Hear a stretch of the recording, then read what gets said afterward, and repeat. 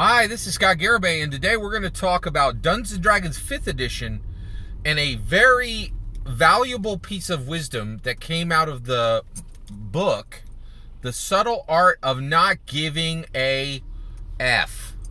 Right, so this book was written by Mark Manson. It's been out for a few years, and it's widely heralded as a useful and fun and good self-help book, right? It has a great title for a self-help book because, like, most self-help books are like, how to win, they have boring, lame names, right?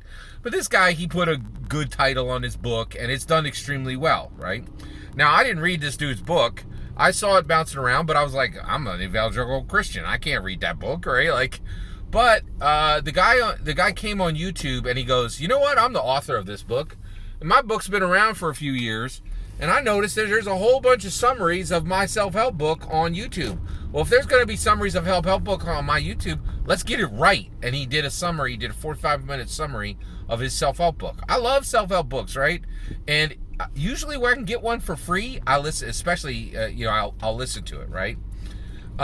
So basically, I listened to this guy's summary of his own book, and he said something brilliant that I think is fundamentally important for every Dungeons & Dragons 5th edition dungeon master to understand.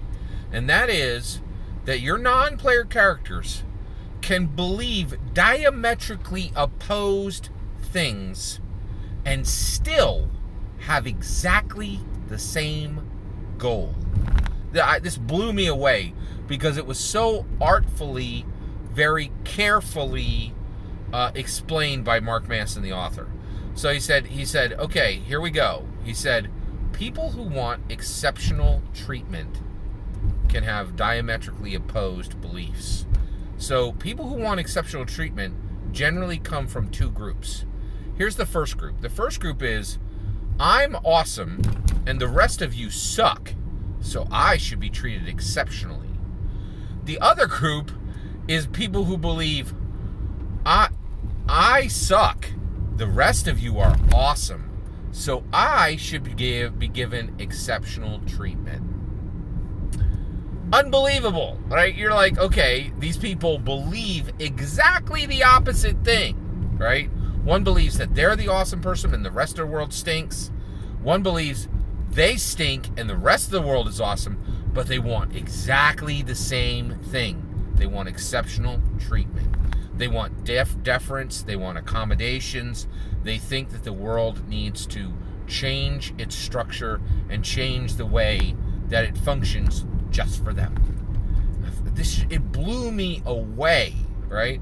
And I think when we are dealing with non-player characters, it is fundamentally important to remember this, right? So basically, if you want your non-player character to have a specific goal, right? Whether that is to destroy a village, whether that is to steal a magical item, whether that is to get revenge on another non-player character or a player character, right? Or if they want to win the favor of a particular player character or a non-player character, right? That goal can be reached because the non-player character believes any number of things, right? So you don't need the causality to be the same. So if they want to destroy a village, they may not want to destroy that village because they're angry at the people of the village. They may not want to destroy that village because they're evil. They may not want to destroy that village because the village is because the village needs to be destroyed, right? They may want to destroy that village so that they can build a city, right? They may want to destroy that village because it was their hometown, right? It's where they grew up, and the memories there are incredibly painful, right? Or they may want to destroy that village because it's surrounded by blue plants, right? So the point is, if you have a goal that you want one of your non-player characters to accomplish, think carefully about why they want to do that thing. Because the range on the reason can literally be 180 degrees opposite, right, from what you would logically think it would come from.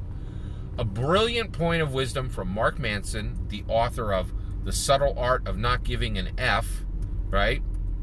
And it's thoroughly useful for building dynamic non-player characters in Dungeons & Dragons 5th edition. All that's my opinion. What do you think? Did you read this self-help book? What are your thoughts on how we craft reasons for why non-player characters do things? I'd love to hear your thoughts or any other pieces of wisdom that you use when you go about this task. Thank you very much for letting me share this with you today. Please consider liking and subscribing, and have a wonderful millennium.